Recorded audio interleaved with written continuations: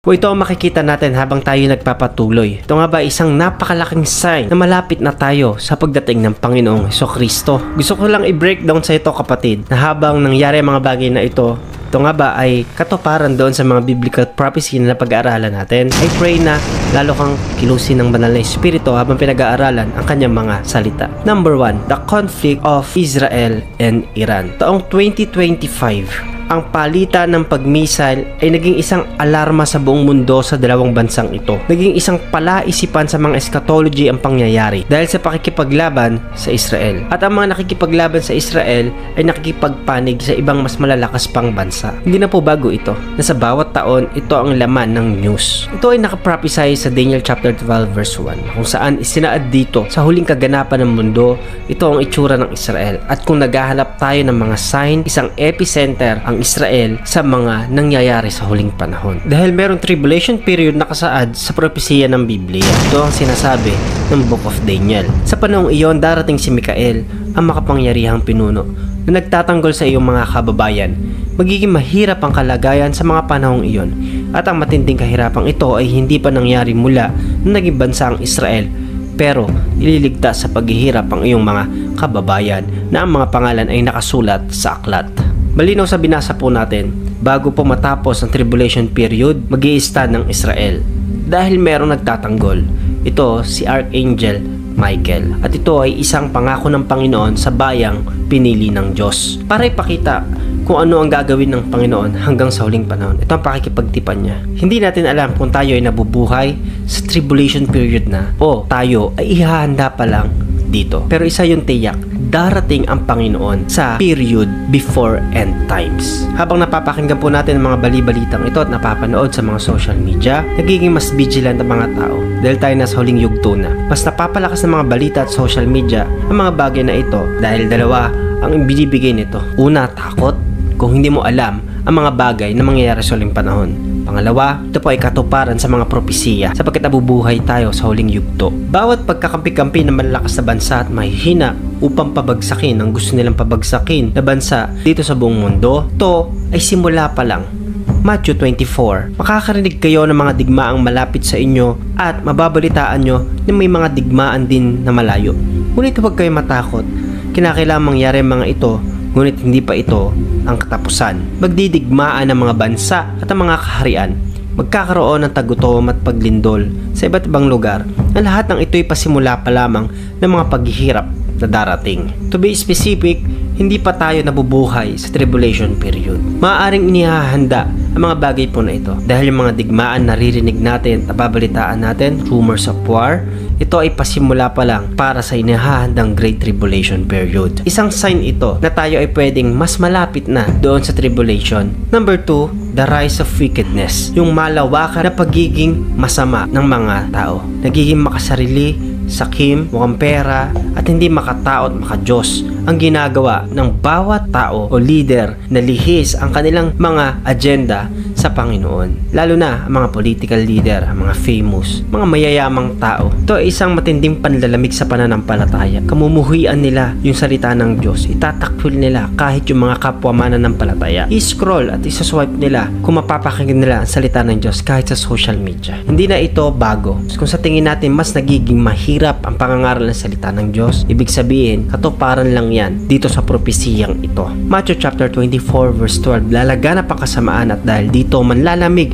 ang pag-ibig ng maraming mananampalataya. Pero sa totoo lang, kahit gano'n ang behavior ng maraming tao, meron pa rin mag-i-stand upang ipangaral ang salita ng Diyos. Kaya nakaabot sa iyo ang video na ito dahil merong nagtatapat para ipangaral ito. May nagsusuko pa rin ng buhay, may nagbibigay pa rin ng oras.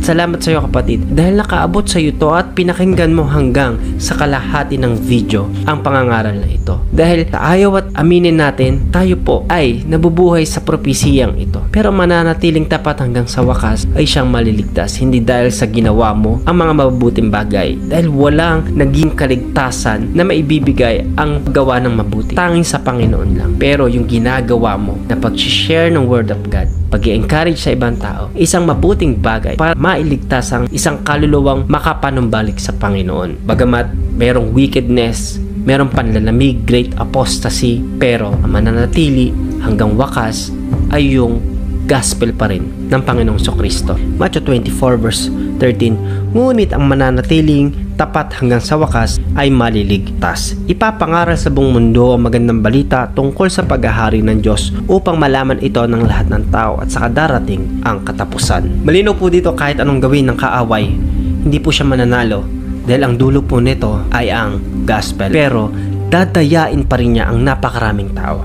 Nakasad sa propesiya na napakarami pong madadaya. I pray mga kapatid na isa tayo na makakatulong para ipalaganap ang katotohanan. Dahil yung pangatlo, the hidden agenda of Antichrist. Sa matindi at napakainit na alitan ng dalawang bansang ito ay naging katanungan sa bawat tao kung ito na ba ang magiging pasimula ng malawakang pandigmaan sa buong mundo. Nandyan may naging kampihan na naganap sa magkabilang panig. Sa init ng alitan po at pag-aaway ng dalawang bansang ito, ang Israel at ang Iran ay merong pumagitna at nagbigay ng kapayapaan. Now, sa unang tunog, ito ay okay dahil napatigil niya yung digmaan na pwedeng maging mitsa. Malawakang digmaan po. Pero sa Bible, merong isang tatayo upang patigilin ang mga digmaan sa buong mundo. Ito ay tinatawag na Antikristo. Isang leader ng bansa na may strategical skills pagdating sa pakikipag-negotiate sa bawat nasyon. Marunong magsalita sa bawat tinutumbok ng isyo. Katunog ng end-time prophecy ang nangyari sa panahong ito. Disclaimer lang, pwedeng nagkataon ng bagay na ito, pwedeng may darating pa pagkatapos President Donald Trump, pwedeng wala nang hinihintay na siya ay nagiging parang peacemaker sa panahon natin. Katunog nito yung sinasabi ng Revelation. Nang tumingin ako, nakita ko ang isang puting kabayo. Ang nakasakay sa kabayo ay may hawak na pana. Binigyan siya ng korona at umalis siya upang lumusob at magtagumpay sa pakikipagdigma. Alam na po natin ito mga kapatid. Ito ay simbolismo ng Antikristo na sa unang yugto po ng 7 years of tribulation, magpapakita siya at magbibigay siya ng kapayapaan pero panandalian lang. At pagdating ng mid-tribulation, dito siya magpapakita ng kanyang tunay na agenda. Nang tanggalin ng tupa ang ikalawang selyo, narinig kong sinabi ng ikalawang buhay na nilalang, halika, at lumitaw ang isang pulang kabayo. Ang nakasakay ay binigyan ng malaking espada at kapangyarihan upang magpasimula ang digmaan sa mundo at magpataya ng mga tao. Isang palaisipan ng ating panahon kung sino ba ang lilitaw na Antikristo. Pero isa ang nakikita po natin dito, napakalapit na natin sa pagdating ng Panginoon, at yung salita ng Diyos na tinatakwil na maraming tao ay isang patunay na buhay at nagaganap sa ating panahon. Hindi ito nagsisinungaling dahil bawat nakasaad dito ay nakikita natin sa mismong panahon natin at naririnig natin habang naitutupad ang mga ancient prophecies. Kung ang tanong po ay napakalapit na ba natin sa pagdating ng Panginoong Kristo at sa huling yugto, opo, napakalapit na natin. At kung kailan, hindi ko po masasagot sa inyo. Kahit ang Biblia, hindi nagbigay po ng eksaktong taon, date at panahon kung kailan darating ang Panginoong Kristo upang maghanda po tayo at maging seryoso sa paglilingkod sa ating Panginoon. Hindi na ito panahon upang hindi maniwala sa salita ng Diyos. Ito na yung panahon para sa kaligtasan. Jesus is coming soon, very soon. Accept Him as your Lord and Savior. God bless kapatid kung meron ka natutunan. Kung may tanong ka, let me know in the comment section. Salamat kung nakarating ka sa huling part na video po ito. I pray na lalo kang lumagaw sa pananampalataya. At kung ngayon mo palang napakinggan ang ganitong pangangaral, nais na Panginoon na magpatuloy ka. Sapat na po yung para talikuran natin mga nagagawa nating kasalanan at manumbalik tayo sa Panginoon sapagkat inaabot niya tayo hanggang sa oras na ito. Salamat po kapatid. Hanggang susunod pagkikita po natin, ito yung lingkod, Pastor Gab Bueno. God bless po.